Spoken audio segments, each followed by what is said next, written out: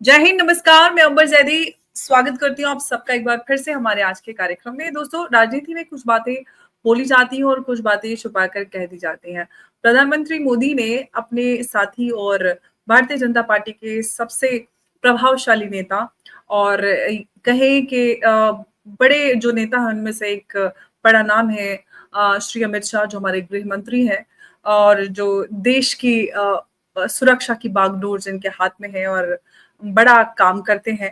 उनको लेकर उन्होंने उनकी काफ़ी तारीफ़ की है और कई सारी बड़ी बातें की हैं, जिससे ये अंदाज़े लगाए जा रहे हैं कि अगला जो उनका सक्सेशन को लेकर जो सवाल खड़े हो रहे थे कि वो अमित शाह हो सकते हैं। इन सभी सवालों के साथ हम आज की चर्चा शुरू करेंगे और हमारे साथ चर्चा में मौजूद हैं उमेश जी। उमेश जी, बहुत-बहुत स्वागत है। जय हिंद, नमस्कार। जय सिया राम अंबर जी। जय सिया राम। उमेश जी, जो प्रधानमंत्री मोदी ने बात कही है, इसको किस तरह से लिया जाना चाहिए? जो अंदाज़े लगाए जा रहे थे कि कौन होगा अगला प्रधानमंत्री मोदी के बाद, क्या ये ह हम समझ सकते हैं? क्या इस बात से संकेत मिलते हैं कि अगले प्रधानमंत्री मोदी के बाद अमित शाह हैं? देखिए, एनडीए की पार्लियामेंट्री पार्टी के अंदर मोदी जी ने अमित शाह जी की तारीफ की है, क्योंकि Amit Shah ji has become the longest serving home minister of India. Bharat के सबसे ज़्यादा देर तक वो अवधि में रहने वाले गृह मंत्री बन चुके हैं और उस दौरान उन्होंने जो अमित शाह ने जो काम किए हैं, उसका उन्होंने पूरा लेखा-जोखा दिया है। जैसे एब्रोगेशन ऑफ आर्टिकल 370 है, नक्सलिज़्म को देश से हटाना है, टेरर फाइनेंसिंग को कॉम्बैट करना है, जितने भी एनजीओ एक्टिविज़्म चल रहे थे, फॉरेन फंडेड एनजीओ एक्टिविज़्म, उनको बंद कराया है। देश के डेवलपमेंट प्रोजेक्ट्स में फेक जो कोर्ट केसेस करते थे ये अ, एनजीओ, इन सबको रेगुलेशंस में बांध दिया गया है। देश के अंदर एनआईए को स्ट्रॉन्ग किया है और डिजिटलाइजेशन ऑफ पुलिस रिकॉर्ड्स किया है, इंटर एजेंसी कोऑर्डिनेशन किया है। बहुत सारे काम उन्होंने गिनाए हैं और इसके दौरान उन्होंने बोला है आपको हम सबको बहुत आगे भी जाना है।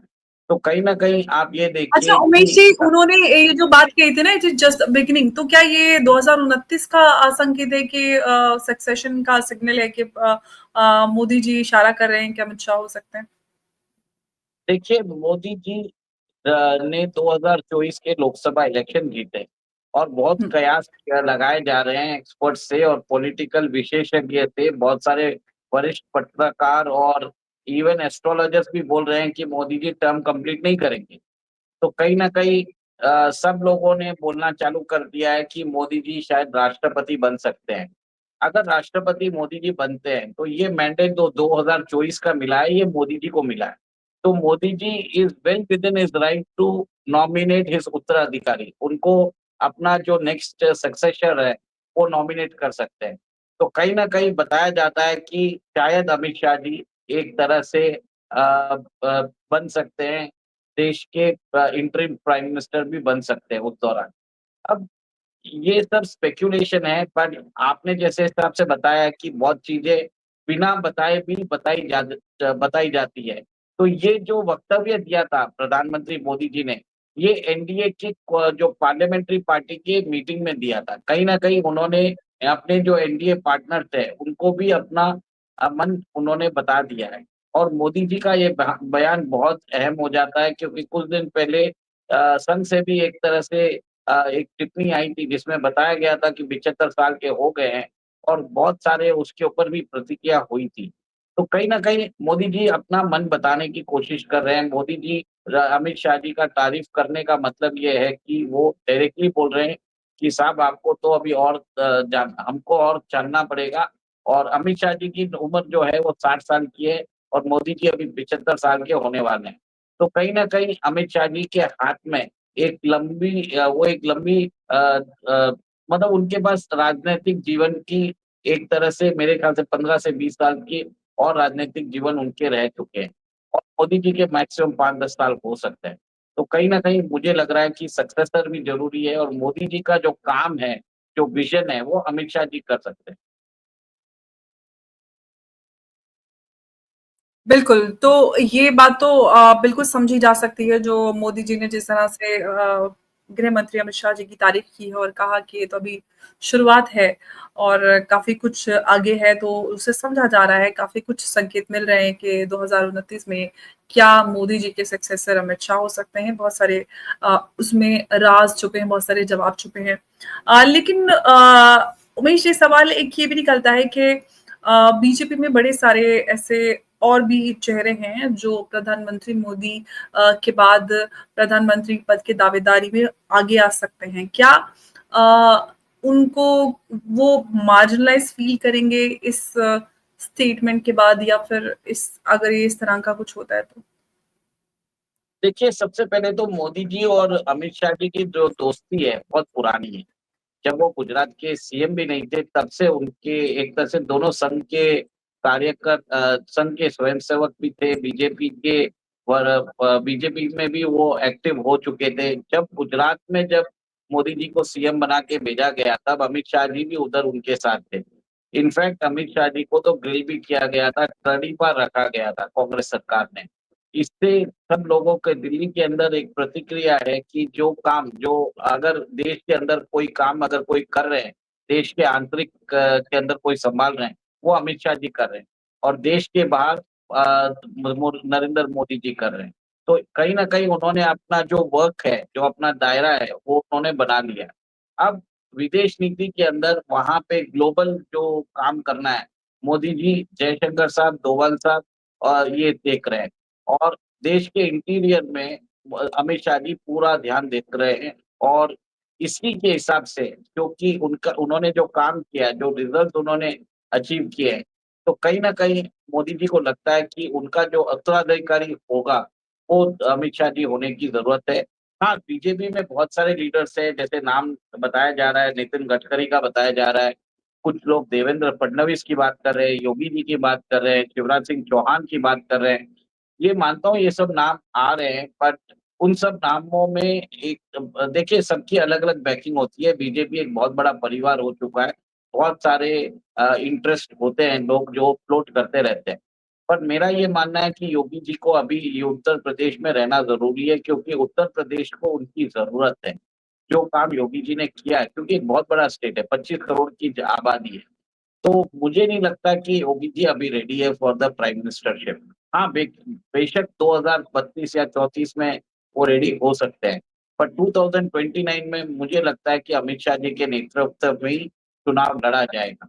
सेकंड, शिवराज सिंह चौहान की बात आ रही है, पर मेरा पर्सनल मानना है कि शिवराज सिंह चौहान अगर हो सकते तो इंटरिम प्राइम मिनिस्टर बन सकते थे, पर उनके नेतृत्व में चुनाव आप नहीं लड़ सकते। उनके पास इतना बड़ा मास अपील नहीं है। उनका मध्य प्रदेश में उनकी पकड़ अच्छी है 29 सीट्स की, बाकी देश के अंदर नहीं है। तो कहीं न कहीं आप ये समझ लीजिए कि उनको मैक्सिमम अगर बन सकते हैं तो बीजेपी का प्रेज़िडेंट बन सकते हैं शिवराज सिंह चौहान, क्योंकि आज बीजेपी की प्रेज़िडेंट को पार्टी भी सँभालनी पड़ेगी, उसको संघ के साथ रिश्ते भी ठीक रखने पड़ेंगे, एलाइज़ के साथ भी रखने की ज़रूरत है। तो कहीं न कहीं उसकी बात हो रही है और थर्ड बात हो रही है उपराष्ट्रपति की। उपराष्ट्रपति में इस बार बीजेपी को एक तरह से चुनाव करने में बहुत तकलीफ हो रही है, क्योंकि बताया जाता है कि संघ भी इंटरेस्टेड है अपने नॉमिनी को उसमें डालने के लिए। तो कहीं न कहीं लोग बता रहे हैं कि शायद जेपी नड्डा मोदी जी की चॉइस हो सकते हैं और अगर डार्क कैंडिडेट अगर देखा जाए, तो राजस्थान की पूर्व मुख्यमंत्री वसुंधरा राजे का भी नाम आ सकता है, क्योंकि देश के अंदर पहली बार होगा कि राष्ट्रपति और उपराष्ट्रपति दोनों महिला हो सकती हैं। और मोदी जी सरप्राइज़ेज़ देने में बहुत आगे हैं और इतने बड़े जो कद्दावर नेता हैं, उन्होंने अपनी चीफ मिनिस्टरशिप छोड़ी है और उनको कहीं न कहीं तो अकोमोडेट करना भी पड़ेगा। तो ये सब समीकरण मेरे हिसाब से है, ये कोई पार्टी ने नहीं बोला है, ये मैंने अपना खुद का ऑफ कोर्स ये तो एनालिसिस आपका बताया। अपना एनालिसिस है खुद का, ऑफ कोर्स ये बात समझ में आ रही है। तो उमेश जी, ये समझा जा सकता है कि ये सारी चीज़ें जो हो रही हैं 2029 का जो ग्राउंड है वो तैयार किया जा रहा है। ज़रूर, क्योंकि 2029 के हिसाब से ही बीजेपी का प्रेज़िडेंट चुना जाएगा। बीजेपी का कौन चेहरा होगा उसको भी पता लग जाएगा। मोदी जी का कैसे, मतलब मोदी जी की विदाई कैसे होगी? क्या वो प्रधानमंत्री होके संन्यास लेंगे या राष्ट्रपति बनेंगे देश के? उसकी भी देखने की बात हाँ, है। ये भी बड़ा सवाल है उमेश जी कि मोदी जी का रोल क्या है? क्या कैसे देखिए, हमने पहले भी वीडियो किए हैं जिसमें मैंने आपको बताया है कि मोदी जी राष्ट्रपति तो बनेंगे, उसके बाद राष्ट्रपिता भी बनेंगे। 21st सेंचुरी मॉडर्न इंडिया के फादर ऑफ मॉडर्न इंडिया बनने वाले हैं। ये मेरा मानना है और ये बात मैंने 2019 में ही बोल दी थी कि most probably he will be the first person to occupy both the post, the prime minister and the president post of India. इसके द्वारा ये जो रुतबा है ये किसी को मिलने वाला नहीं है अगले 100 साल में। मोदी जी को मालूम है। आज Modi ji is the second longest serving prime minister after uh, Jawaharlal Nehru. तो जवाहरलाल नेहरू 16 साल। मेरा ये मानना है कि Modi ji become the 21st century राष्ट्रपिता of India, father of India. और ये एक तरह से जो जब वो रिटायरमेंट लेंगे देश उनको मिस करने वाला है। ये देखिए आगे की बात है, बट आज की डेट में मोदी जी को मालूम है कि वो हमेशा के लिए रहने वाले नहीं है और देश के अंदर सक्सेशन प्लानिंग की ज़रूरत है। और इसी के रहते उन्होंने अमित शाह जी को नॉमिनेट किया है, क्योंकि अमित शाह जी मोदी जी का विज़न जानते हैं, मोदी जी के साथ वो रह चुके हैं और देश के अंदर अभी कंटिन्यूटी ऑफ रिफॉर्म्स की ज़रूरत है। देखिए, मैं इस बात से मोदी जी से सहमत हूँ, क्योंकि अगर कोई भी दूसरा अगर व्यक्ति आएगा, वो अपनी आइडियाज़ लेके आएगा और रिवर्स करेगा। इस टाइम पे हमें ऐसा कोई पॉलिसी मेकर नहीं चाहिए, ऐसा कोई रूलर नहीं चाहिए, जो मोदी जी की पॉलिसी को रिवर्स करे। इससे देश का नुकसान है। अमित शाह जी रहने से वो क्या करेंगे, काम का एग्ज़ीक्यूशन फ़ास्ट करते हैं। वो बात कम करते हैं और काम पूरा अच्छी तरह से कर भी देते हैं और जो नहीं मानता उनका काम तमाम भी कर देते हैं। तो कहीं न कहीं देश की सुरक्षा, आंतरिक सुरक्षा को उन्होंने सँभाला है। उनको डायनामिक्स मालूम है, इंटरनेशनल ट्रेड के लिए उनके पास जयशंकर जी का एक्सपीरियंस भी रहेगा और दोबारा साहब तो है ही। तो एक तरह से ये जो शादी के फेवर में बोले हैं, तो मेरा ये मानना है कि this is a very good option. Modi ji ने भी क्लियर कट अपने एनडीए एलाइज़ को बोल दिया है। 2029 के इलेक्शंस में आप देखिए बीजेपी 15 साल पावर में रहेगी उस समय, तो एंटी इनकम्बेंसी बहुत ज़्यादा रहेगा। उस समय एक ऐसे लीडर की ज़रूरत है जो एलाइज़ को मैनेज कर सके, जिसको मालूम है इलेक्शंस कैसे लड़ा जाता है, जो इलेक्शन की इंट्रिकेसीज़ को समझ सके, पब्लिक ओपिनियन को समझ सके। उस हिसाब से अगर देखा जाए तो मोस्ट एक्सपीरियंस नेता है अमित शाह जी। 2014 आपने देखा होगा यूपी के अंदर उन्होंने 73 सीट्स दिलाई थी बीजेपी को और 2009 से पहले बीजेपी को 9 सीट आई। तो एक बहुत बड़ा जंप आया। इवन 2017 जो असेंबली इलेक्शंस है, उसमें भी उन्होंने सवा 300 सीट उन्होंने बीजेपी को दिलाई। फिर होम मिनिस्टर होके भी उन्होंने बहुत ही अच्छे काम किए हैं गवर्नमेंट के लिए और जिसमें आर्टिकल 370 को अब्रोगेशन किया। तो ये सब चीज़ें जो डेवलपमेंट्स बताते हैं, मोदी जी को कहीं न कहीं समझ में आ गया था कि इस बार ज़रूरी है कि हमें एक ऐसा उन्हें ऐसा उत्तराधिकारी की ज़रूरत है, जो उनके सपने को साकार कर सके, बढ़ा सके।